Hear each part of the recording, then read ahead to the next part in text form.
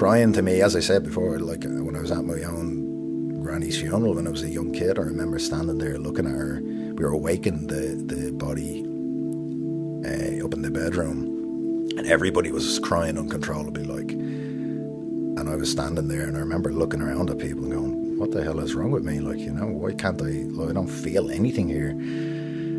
That's Jody Kennedy, and this, my friends, is the Yoga Life podcast.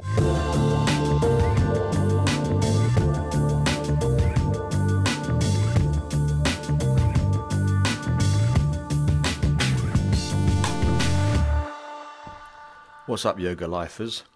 Yeah, can I say that now, or can I give this tribe of people that listen to this podcast a name, an official name? I think the Yoga Lifers sounds pretty good, so we'll go with that. We'll test it out anyway.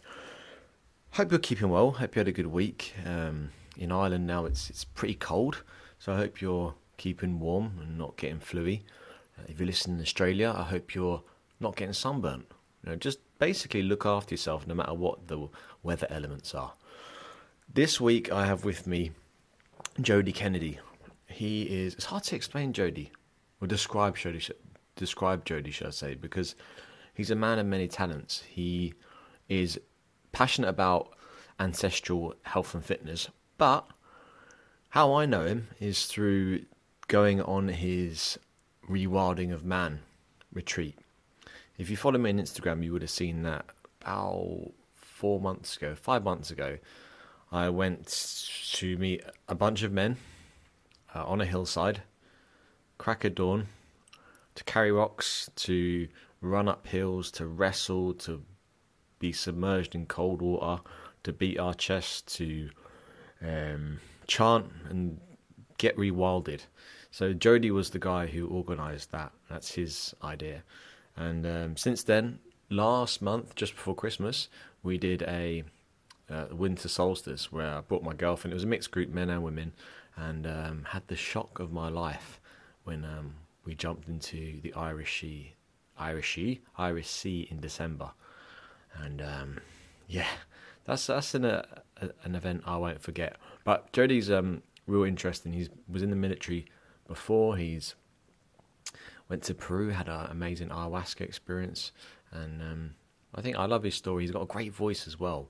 I said to him, "Jody, man, you got to start a podcast with that voice." He's got a real gravitas in his voice, and he's also got a very authentic Dublin accent. So if you want to know what a Dubliner sounds like, Jody's your man. So without further ado, here's Jody. What's up, Jody? What's happening, brother? How are you? I'm good, mate. How are you? Very good, very good. Welcome to the pod. What do you think? It's fabulous. It's a wonderful setup. This thing in my face is quite intimidating. That's the microphone you're referring to. I hope so. So we were just talking about, before we hit record, authenticity, and yes. I think like that is why podcasting is becoming so popular, because people want to hear an authentic message. What would you know? I was chatting to my girlfriend yesterday. I said, "Oh, Jody Kennedy," because she met you on our latest excursion. Mm-hmm. I said, "Jody's coming on the podcast on Monday." She goes, "What does he do for a living?" I said, "He is a." So I said, "You're a personal trainer. Is that fair?" Yeah. So I do. Yeah, I've got multiple facets going on. Yeah, this is always like. So I do. Yeah, I do train people one-on-one. I obviously deal with a man. Focus stuff that we've done, so day retreats and hopefully moving into longer, more immersive stuff, and I do a lot of corporate work on the other side of that, so corporate seminars and all of that type of thing, talks and seminars and training as well, you know, going into big corporates and doing that type of stuff. So I can't talk about that stuff as much because it's all non-disclosure. You're not allowed to really talk about it too much, so that's something I don't like get to put out there that much. But yeah, I do quite a lot of that stuff actually. So, but I think it's interesting you say multifaceted or multidisciplined, because I think that is the way the world is going now. There isn't just one job you do. I think it's important to have many skills and be able to diversify. Like, the days of having one job for life is over. Yeah. And I think if you can't, especially in your line of work, if you can't, if you don't learn how to market yourself, how to do other things, then you're really limiting yourself. But the reason why I wanted to chat to you is I listened to your podcast with Lost Man Standing, and I really do feel like men's mental health is men's health in general is sometimes overlooked, especially in the world of yoga. A lot of people listen to this are yoga teachers or yoga practitioners, and give them an idea. Okay, so I went on your Re-Wilding of Man before Christmas, and I have to say it was one of the most demanding things I've ever done. It really was. It was, but I wouldn't shut up about it for about a month afterwards. Every person I met, I was just like bending their ear about it. What is it for the someone who hasn't done it? So the Re-Wilding of Man, I suppose, like how that came about is when originally I got into fitness and was training, and like the further you get into something, the more you realize how big it is, if that makes sense. So like if you're on the right path, as you progress in something, it should start to get bigger rather than get smaller. So you should start to see how you're never going to achieve mastery of something. And with fitness, it was kind of, as I got into it, I started to realize that like if I want people to stick to a program or stick to a diet or whatever the long-term goal may be, the real focus is on like mental discipline and on even like the spiritual aspect of being able to stick to something, you know what I mean, of having the resolve to see something through. And I start to see that you can't separate mental, physical, and the spiritual side. They are all the one thing, you know. So if you want to stick to a program, or if you want to become functional and fit, like you've got to look at all aspects of it, or it's not something that you're going to maintain into the long term. So that was initially kind of how I started to think a little bit differently, and that came from, I suppose, martial arts originally, when I was younger, and then looking at fitness through that lens as well. And the Re-Wilding of Man thing was like after I went off to Peru, and I'm sure we'll talk about that a little bit, and had a little bit of an awakening, I suppose, about myself and about my inability to do certain things as a man, and how society and how we are just conditioned to stuff emotion down, and on the one side, and then on the other side, in modern society, it's very uncool in a lot of ways to be masculine, you know. And I have both sides of that because I grew up in a single mother household, you know. My mother brought the two of us up, two boys, two little lunatics, and so I have that like softer side, you know. I've spent a lot of time around females, and obviously my mother was a big figure at growing up, you know.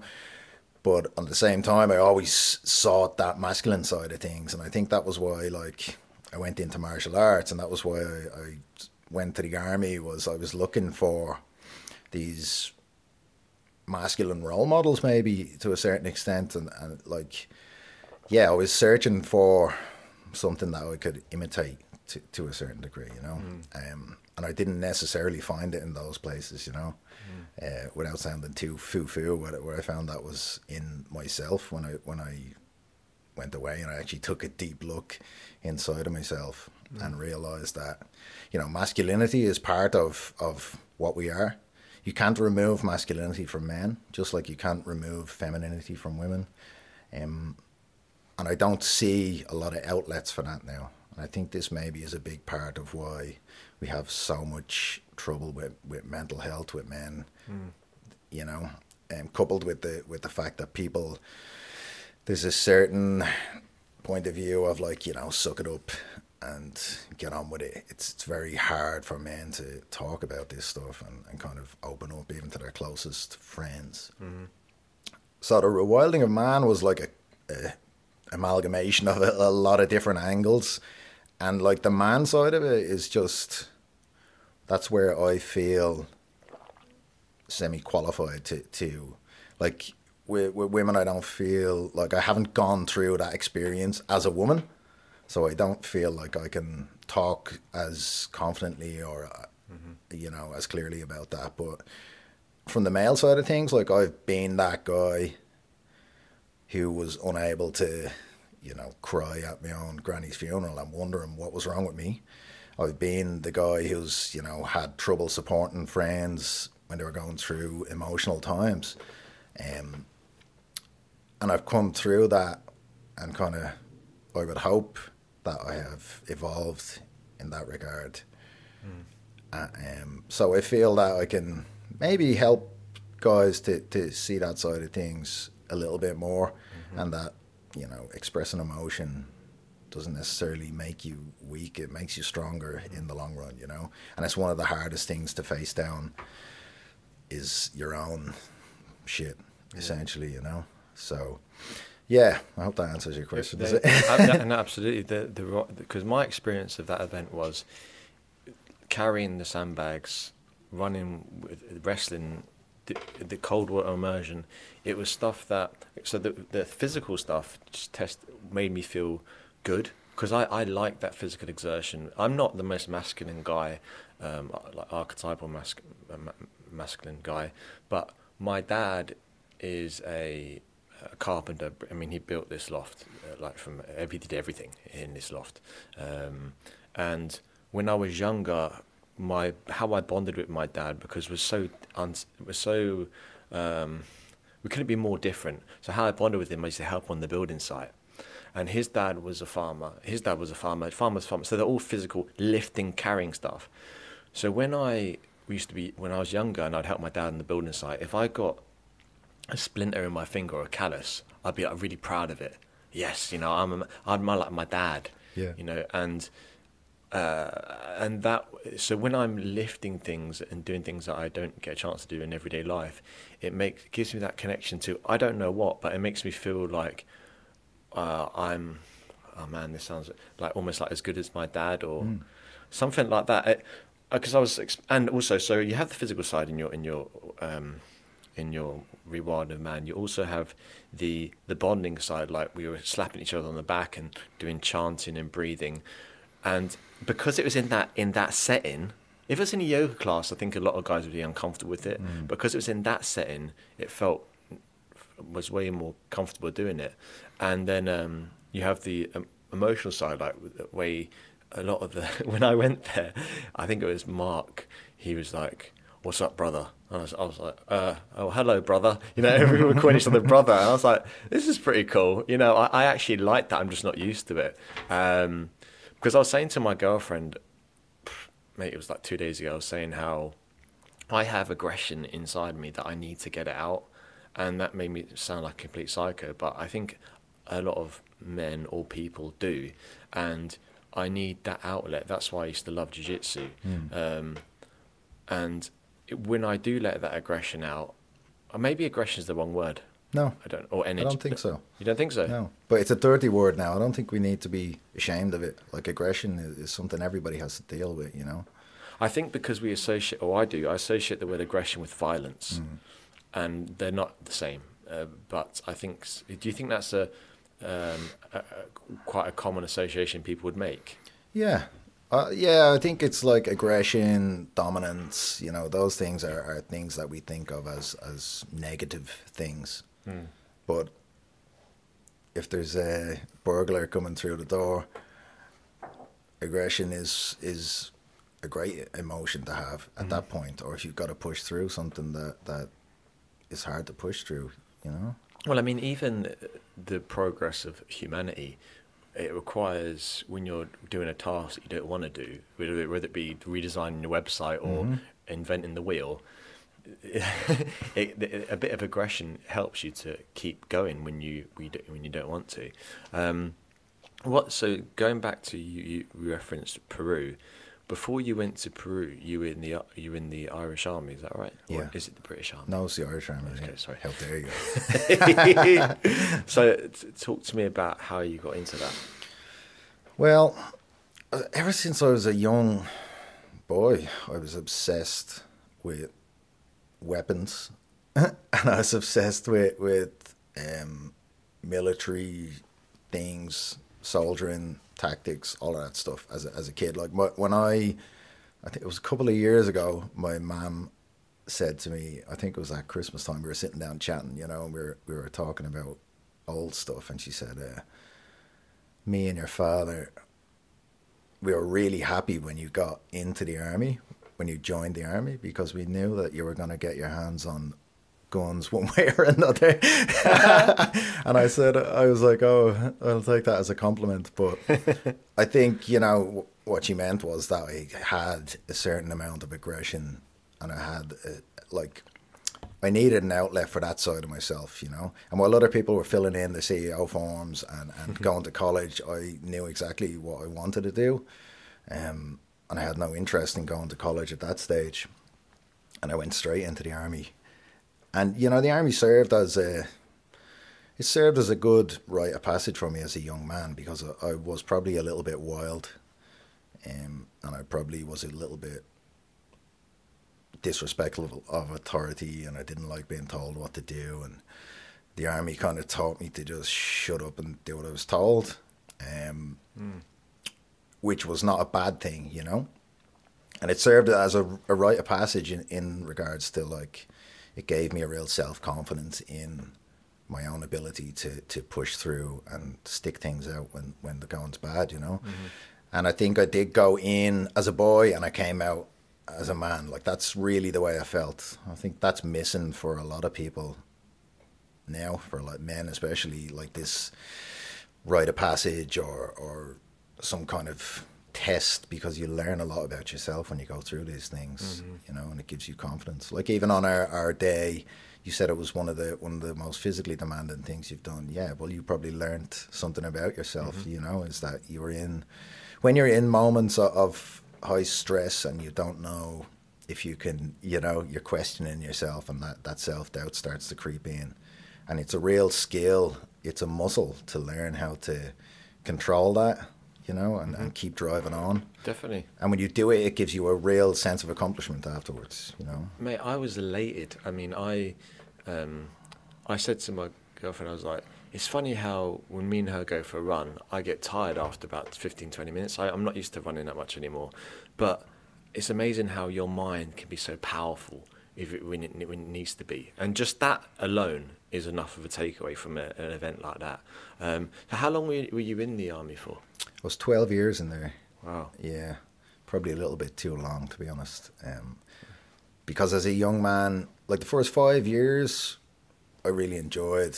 Very physical, especially the first like year or two when you're going through that boot camp phase, and it's just like really physically demanding, and I really enjoyed that. Actually, that was my favorite part.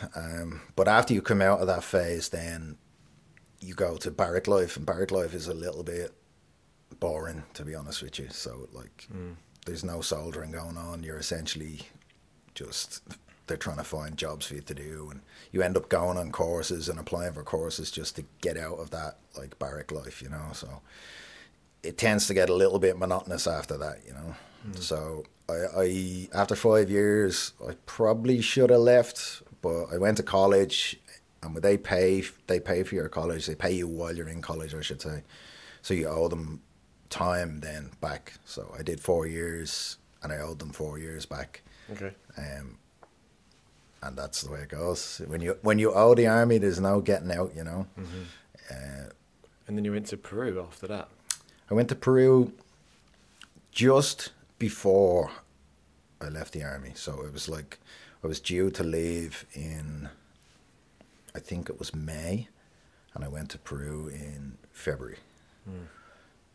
Why Peru? Well, Peru is the home of ayahuasca, which is the whole reason that I went. I didn't want to assume. And you were in Peru for 3 years. Oh, so no. how I was in Peru for a month. I wasn't in Peru for 3 years. No. Okay, you're in Peru for a month. So I went to Peru to a center for 5 weeks to a guy called Don Howard Lawler, who was an ayahuasquero. He's originally trained as a Native American shaman down in New Mexico somewhere, I think, and worked his way through South America, and sampled the medicines. You know, he's like a peyote shaman. He's an ayahuasquero. He's a Wachuma shaman, which is the San Pedro cactus, and he runs an amazing center down in Iquitos in Peru. It's right in the Amazon basin. And I'd say thousands of people have probably been through this center. And I heard about that through a couple of different people, and I wanted to go to a place that was respected, and because there's a lot of messing going on now with this ayahuasca kind of tourism, so you just need to be very careful about where you go. So I did a lot of research and picked the right place, and I headed down there for 5 weeks. Tell us about it then. What was ayahuasca like? Yeah, it's a very interesting process. How does it actually work? Like, what do you drink tea, or how does it go? Yeah, so you make the brew. It's made from two essentially main parts. One is a vine which contains an MAO inhibitor. So you have monoamine oxidase, which is an enzyme in your stomach that breaks down the active component, which is DMT, dimethyltryptamine, which is what gives you the psychedelic experience. But we have a natural inhibitor in our stomach that kills this. So grass, leaves, thousands of plants are loaded with DMT, but we can't access it because our stomach acid breaks it down. Yeah. So the actual vine is the MAO inhibitor, so it's the thing that stops our stomach acid breaking DMT down. So you mix these two in a brew, and they boil it up for 24 to 48 hours, and then you drink it, and it tastes like ass. It's horrible. Like, it's really, really bad. Like, when you drink a sizable cup of it as well, force it down. But it's all very ritualized and ceremonial, which I think is a big part of why it's so effective, you know, in helping people. But the experience itself is varying depending on the person. So for me personally, the experience was quite introverted. A lot of people have very visual experiences, and they go on wild journeys through different dimensions, and all kind of things happen. But for me, it was very introverted process. It was more somatic. It was more feeling and mind than actual visual, if that makes sense. It's hard to explain. It was more mind than... Well, it was more like a feeling than a visual process, you know. And there was a lot of visuals, like there was a lot of visual aspects to it, but it takes maybe an hour to an hour and a half for the medicine to start working, and then you start purging, which is a fancy word for puking and crapping. Ooh, both. Yes, yeah. Well, not always both. Not always one or the other either. It depends on the person again. But the purge is, an interesting part of it. Like, so I think the purge, like, part of it really, like, brings it on. So when you start to purge, it starts to get much more intense, you know what I mean? And you start to hear people popping around you, like, so that it kind of, you drink the medicine, you're sitting in, it's all done in, like, they call them malokas, like, they're circular huts with grass roofs in them, kind of. You're sitting there in the dark with the altar is lit, and it's very ceremonial. They're chanting. They've got specific songs that they sing to, like, communicate with the plants and bring this stuff on, and they kind of control the space very well. But you start to hear people going one by one, you know, and you know it's coming for you soon, you know what I mean? So initially I feel like I wasn't like quite open. So the first ceremony I drank and I didn't really get anything, so I don't think I was quite like in the right place. And then for the second ceremony, I remember asking Don Howard, I said, I'd like to have some more if it's possible. So I remember him filling up like a double the amount that I'd had on the first one. And I choked that down. And in that ceremony, I went way too far. So it was too much. It was like it was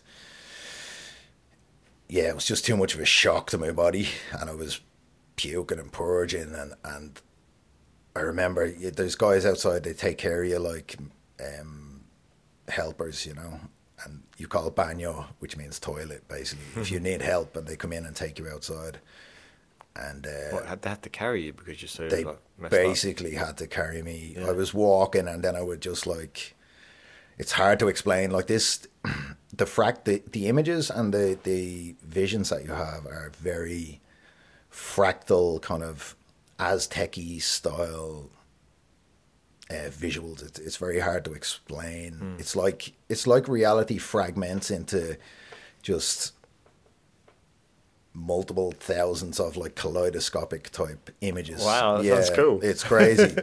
But like I'm trying to walk out and these guys are trying to help me, and I'm just like, this just comes down across your eyes like a tapestry, like whoop, and you just like are dropped into it. And then I would wake up and I'd be like doubled over like on the floor, and they'd be trying to help me up, and then I'd try to walk again and it would hit me again, you know. And it was really intense. And like after that ceremony, I was kind of scared then to go back in. I was like, oh shit, what the fuck have I got myself into here? Like this is hardcore. And I remember I rang home, I rang Aoife, my wife, and I was like, there's nothing kind of happening, you know what I mean? I don't feel like I'm not getting, because I had expectations in my head of what to expect, you know, and it was all very like, I'm going to go here and drink, and then everything's going to be hummingbirds and butterflies, and I'm going to get the answers that I need, you know. But unfortunately things don't work that way. So I remember ringing Aoife, and I was kind of like frustrated a little bit, and I was saying, I don't feel like anything's happening. I don't know if this is for me. And we were chatting, and then I just like broke down in tears, like, and just from nowhere, like and I cried like Jesus, I cried for hours that day, like just uncontrollably after being on the phone. And I was like, all right, maybe there is something going on here. Maybe there is something at work here. Because like crying to me, as I said before, like when I was at my own granny's funeral when I was a young kid, I remember standing there looking at her. We were awakening the body up in the bedroom, and everybody was crying uncontrollably, like. And I was standing there, and I remember looking around at people and going, what the hell is wrong with me? Like, you know, why can't I don't feel anything here. And I remember my cousin saying to me, like, how come you didn't cry at the funeral?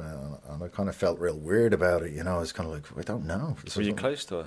Yeah, very close to her, yeah. It's just, somebody put it very well, and they called it emotional constipation. Okay, so it's not like that you don't want to feel the feelings. It's like you've conditioned yourself to shy away from that, you know. So as if you perceive emotion as weakness, when it comes at you, you're gonna put up your defenses, and that's exactly the way it felt. So to me, expressing emotion was weakness. So I just shut it down. I think a lot of men do this, is they just like, the walls go up and they don't want to experience the feeling of the emotion, and they just shut it away. But then it becomes impossible to access that then if you ever need to access it, you know. So it's not there, and that can be very frustrating. It takes a long time to kind of open that back up again. So that was like, I hadn't cried really in a long time. And that day I cried for hours. And I remember thinking, okay, maybe is something going on here, you know. And the ceremonies after that were much more introspective, and kind of I got a lot from the other ceremonies that I did after that, you know. But those first two were kind of a real jarring, like nothing, and then too much, and then I kind of recalibrated after that a little bit, I think, and kind of got a lot more from it, you know. So you know what's funny is that I wonder, I think ayahuasca sounds to me like it definitely works. It does, because that's the reason why it's so popular. But I wonder how much of it is a placebo effect. Obviously, there's, like, if you were just to drink it on its own and have no ceremony, I wonder how effective it would be. The fact that they make it, you know, there's an altar almost, and there is a whole ritual behind it, and there you feel like there is a process going on here, and it's a little bit like, I feel like alcohol does that for men on a much smaller scale but more accessible scale, that they can have a beer and speak how they actually want to speak. And often it's in a guise through sport. You know, they'll express their dissatisfaction with their football team or whatever, but they're really talking about their life, you know. And I want to actually share something with you, and it's very topical because I just came back from the park. I was using this new calisthenics rigs they've put in the local park, and there's a guy there. Hopefully he might be listening to this podcast, hopefully not, but it's just because this is quite awkward. Maybe like 4 months ago in the summer, 5 months ago, I was exercising out in the park, and this guy comes over and he's like, "Hey, how are you?" I was like, "What? I'm fine, yeah." And I had my headphones on. I was working out. I had kind of like some like hip hop music on. I was feeling a bit aggressive. I didn't want to speak to anyone. When people disturb me in the park, I actually don't like to speak to them because I'm in a kind of aggressive mood, and I just like to get my thing done. And anyway, so he says, "How are you? Oh, can I use your rings as well?" They were the Olympic rings, and I reluctantly allowed him to use the rings, and as my adrenaline was kind of wearing off, I realised that he just wanted to speak to me. He just wanted to like speak to another man in the park, and the fact that he was foreign made it a bit more understandable. If he was another English-Irish guy, I think it was a bit odd, but it was like he was a 10-year-old boy speaking to another 10-year-old boy or a 5-year-old boy, like, "Oh, can I play with your toys?" So because he was an adult man, I was thinking he's either wants to mug me or date me. I don't like, you know, he fancies me or something. You know, I was so, the fact that he could just want to speak to me as another man was unusual. So I'm ashamed to say this, I actually lied to him. I said, he said, "Do you live around here?" I says, "No, I don't live here. I live in England." Just 'cause I was so freaked out. I said, "I'm just here for the weekend, and I thought I'd use these, come down to the park." And then he was really, really lovely guy. He says, "Oh, maybe we'll work out again together or something." And I said, "Oh, well, I don't live here, so see you later." And normally I'm not like that, but just because that situation. And then today, 5 months later, I'm in the park and I bump into him. I know, and he's there, and he says, "Oh, I thought you lived in England." I said, "Oh, I live here now, and actually I've been living here all the time. You know, I am English," and just I didn't go into details as to why I lied, but yeah, this guy, he's such a lovely guy, and I had time to think about that encounter 5 months ago, and I said it to my girlfriend, and she said, "Was he like Polish?" I think he was actually. She said, "Yeah, they tend to be really friendly, like because." And I think they serve in the military as well. They have compulsory military, and that means they're more open to chatting to other men and I thought, man, shame on me, you know, that I was so closed-minded to his intentions. And so I took his phone number today. I was like, "Yeah, I would text you next time I'm down the park." But set up a mandate. Set up a mandate. Yeah. Would you make of that? I think maybe a lot of that is cultural, you know, and like Irish and English people are much less open to interacting with strangers, for sure. like than other nationalities. Like you look at Italian people and French people. Even look at like outdoor training culture in other countries. Irish people, you like it's getting more popular now, but it's very rare you'd catch someone like out at an outdoor rig like that doing a workout because they feel like other people are looking at them more. I think that's a real cultural thing with Irish and English people, and we're getting out of that. Like we're growing out of that, and that obviously comes probably from the Catholic Church or you know, British oppression or whatever it may be. I don't know, but there definitely has been that thing there, and probably interacting with strangers is a part of that. And the fact that he was a guy, you know, you're like, why is this guy doing something out of the ordinary, approaching me? It's natural to think, you know, in a defensive manner, kind of. But it's unfortunate that we do that, you know. It really is, yeah. Like, I don't think you need to be ashamed of doing what you did. If for any reason that, like I always say, listen to your instincts. So if you're doing something, if you feel weird about a situation, you know, go with your gut on it. Because who knows, maybe he does want to chop you up and put you in his freezer, put your head on his mantelpiece. Yeah, it did make me think that, like, you know, I need to be a bit more, just give people the benefit of the doubt in that. Yeah. But it was because he was a big guy, and if it was a woman, I wouldn't feel a physical threat unless she was like a professional fighter or something. Oh, you'd be chuffed with yourself if that was a woman. you'd be having the time of your life. Yeah, I know. Yeah. So, but yeah, it just goes to show you that, like, men, we still have a lot to learn, especially Irish English men. And I think you're right. I think it is a mixture of repression by the Catholic Church and reliance on alcohol. I actually do Northern European men. I think that's why it's so popular. Because when I lived in Korea for a couple of years, and you'd see businessmen walking down the street with their briefcase in one hand, 50-year-old businessmen holding hands.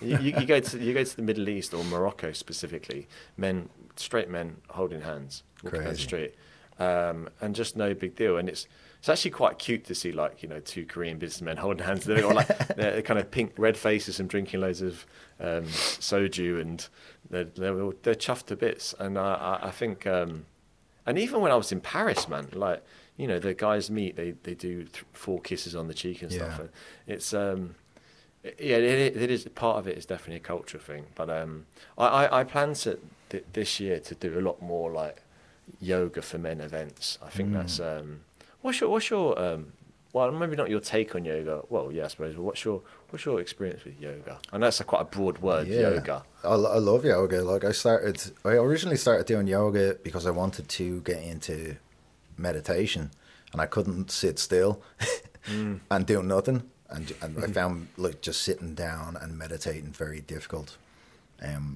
So I started doing yoga as a kind of form of moving meditation, because I always remembered when I trained traditional martial arts when I was younger, we did a lot of forms and kata style things with breath control, which is essentially moving meditation, you know. And I remember connecting really well with those moving forms, and they gave me a real, like, there was something in it for me, like that made me feel better, you know.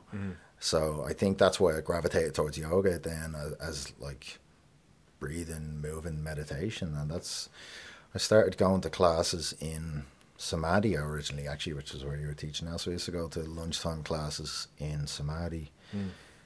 And then I branched out and I just started trying loads of different styles, and like I'm no yogi by any stretch of the imagination, you know. I just like moving, and I love to experience different things. So yeah, I've tried, like, the last year I went hard at Bikram in Dublin City, Bikram yoga.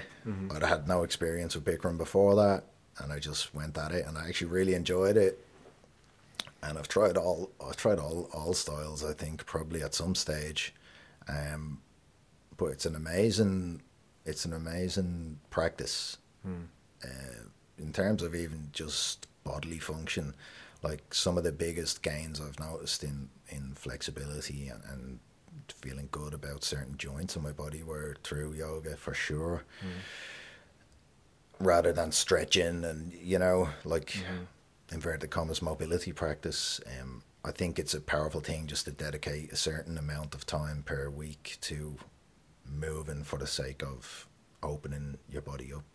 And, you know. Yeah, and I think that a lot of men have a misconception about yoga that it's just, I've heard people say this, other men say this flat out, that, oh, yoga is just lying around and stretching your legs, or, you know, or just you just breathe and think of nothing. But actually, particularly Bikram,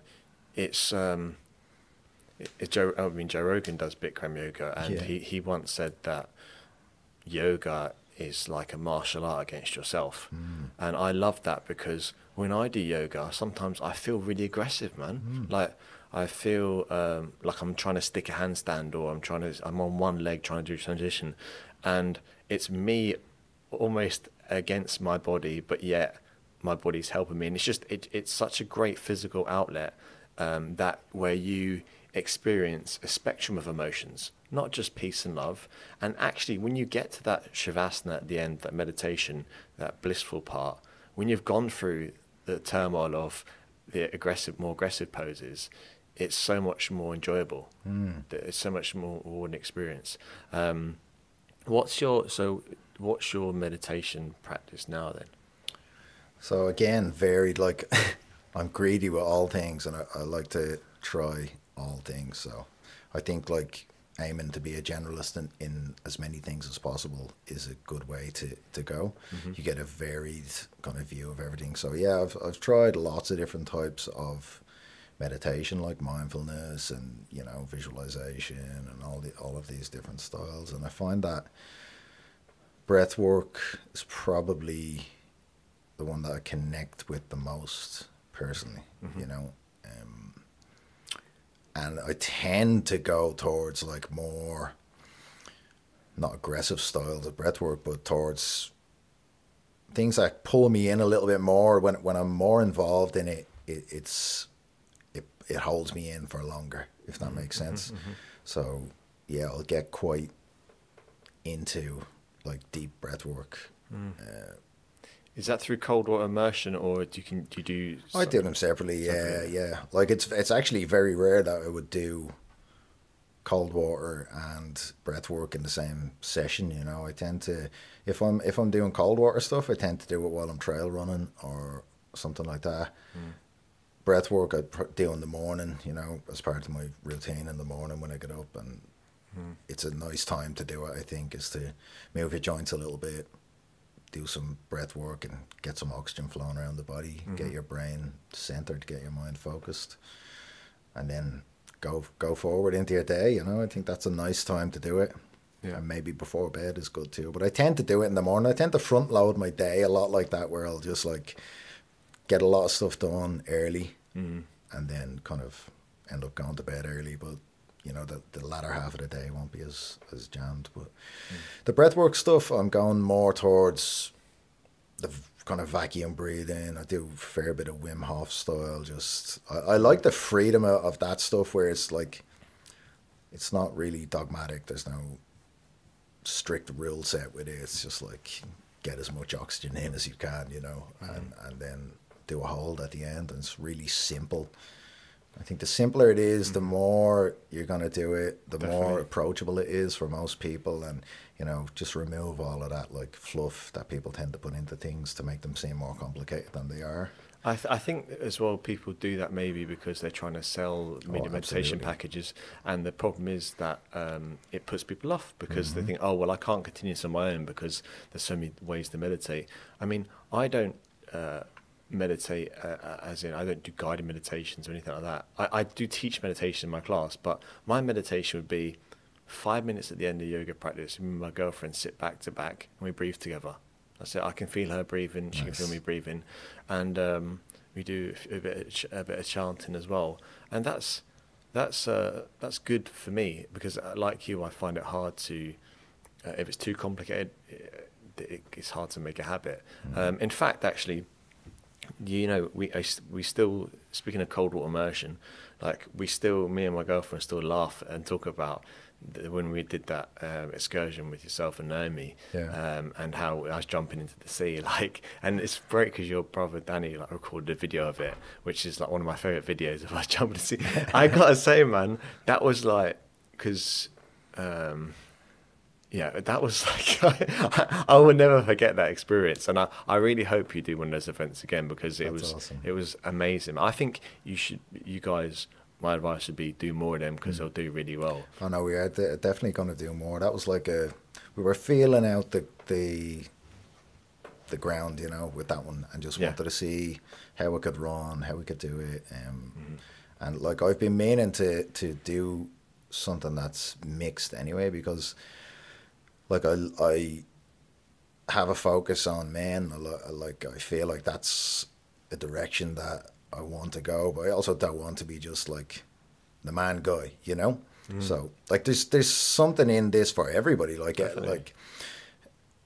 it's not just men that can benefit from this. I think we're all in the same boat now in terms of, you know, our lack of nature contact, our physical situation that we're all in, being sedentary so much of the time, our lack of camaraderie and tribe and connecting with people who are on the same level of us. And there's so many aspects to it that are, you know, for everybody, male or female. It's just that, you know, from my own particular experiences, I feel like I can push towards men a bit more, but like I enjoy doing it with a mixed group just as much. And that's why like me and Naomi connected, because I was kind of looking for somebody, a female figure that could be a part of it, you know, because I wouldn't feel, people had said to me, you should do a female one, just girls. And I was like, how would that work with just me, you know, and a group of girls? Like, it would be different, you know.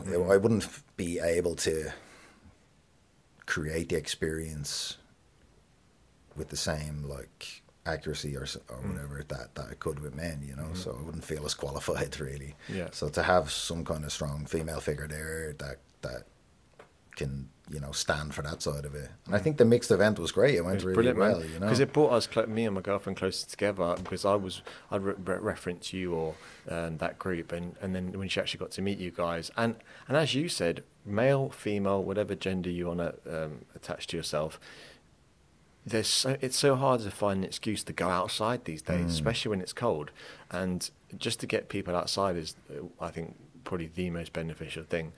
So in terms of, because it's 2019 now, have you got any what's the next thing on you, the next thing on the horizon for you, events-wise? Yes, I'm going to do another Re-Wilding Man event in March, Okay.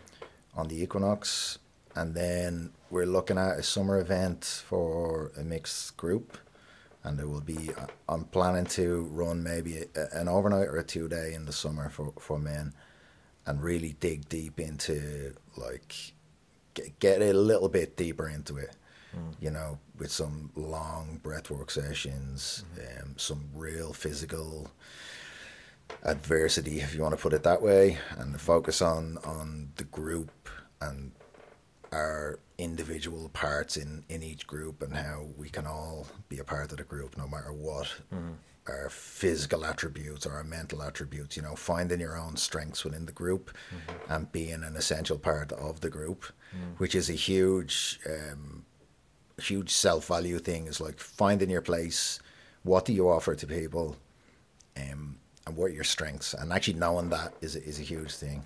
Get some drumming involved, late night drumming session, cook some meat over a fire, and just get primal with it, you know, and get primal with it. Yeah, get deep into that stuff, because look, like, we all have this inside of us. Like, so when you went on that day, on the Re-Wilding Man Day, you know, there's something in that whole process that feels natural to us all. It's like we're exerting ourselves physically. We're in a small group of men. Like, this stuff has been going on for millions of years, where men have got together in groups and set out in the low light of dawn for whatever reason it may be, hunting parties and war parties and all of that stuff. And I think that's something that connects deeply with us, you know, and there's something inside of us that recognises that. And there can be a catalyst for self-reflection and change in that, if that makes sense. Yeah, absolutely, man. Yeah. So if people want to contact you, what's the best place to reach you? Probably through email, jodykennedy.ie @gmail.com, and my website is jodykennedy.ie, and Instagram, jodykennedy.ie as well. Yeah. And you can contact me through any of those channels for sure. And that's Jody, everyone. Yes, correct. Cool, man. That's it. All right, Ledge. Done. Good stuff. And there you go, folks. Or should I say yoga lifers? Do you reckon that'll take off? We'll see. That's Mr. Jody Kennedy. Next week, I have with me the return of Mr. Devon Kelly.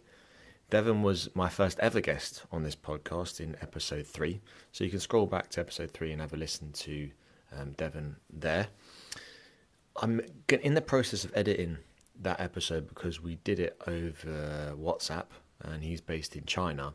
So there's a little bit of times where the sound goes and we lose signal. So I'm going to tidy up a little bit, make it sound nice and pretty for your ears. And hopefully that's it. Yeah, if it's uploaded, scroll across to episode 35 with Devon. Message me, get in touch. It's wicked now. People are sending me voicemails. So yeah, so send me like a voicemail through my direct message in Instagram if you've got any questions or feedback, and then I can answer that live on air. Well, not live, but I can answer that on air, and it makes it a bit more interactive. So feedback, questions, reviews, please. Yes, thank you. See you next week. Have a good one.